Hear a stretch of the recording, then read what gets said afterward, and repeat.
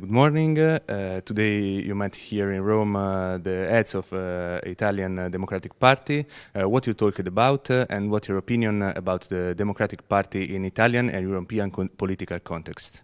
Well, first, it is a great pleasure and honor to be in Rome, but definitely in the PD offices, which is the sister party of the Labour Party. We are having many, many years of good connection, cooperating in issues that we think is good for the Middle East, for Europe, for the connection of Italy and Israel, for the connections of the European Parliament and the EU and Israel.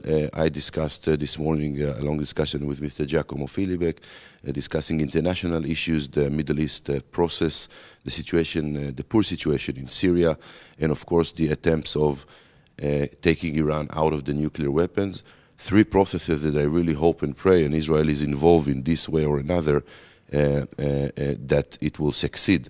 And we will see an Iran that is not able to promote or develop a nuclear weapon, that we will see Syria, one, free from chemical weapon in a true deep process, and second, stop the fighting and killing of hundreds of thousands of people in the last 2.5 years, which is a huge tragedy. And of course, we are all making a lot of efforts to have a real progress with the our Palestinian colleagues, that we are in the midst of a negotiation right now. I can say I'm a bit optimistic, although it's very hard to both sides to advance in a way that we will see an agreement soon. But we as the Labour Party are definitely doing every effort so it will happen. Israeli President Benjamin Netanyahu was in Rome and met Enrico Letta and John Kerry. They talked about the peace process in the Middle East.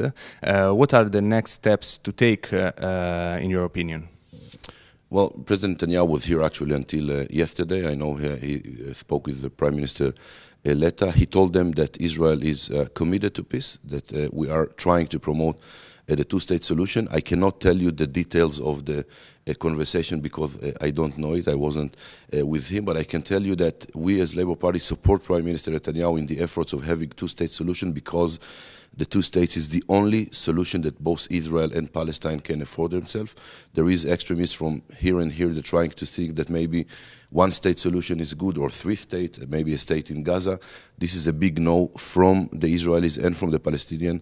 I met with President Mahmoud Abbas last week in the Mukata. I brought there 12 members of Knesset from my caucus in the Knesset for the two-state solution.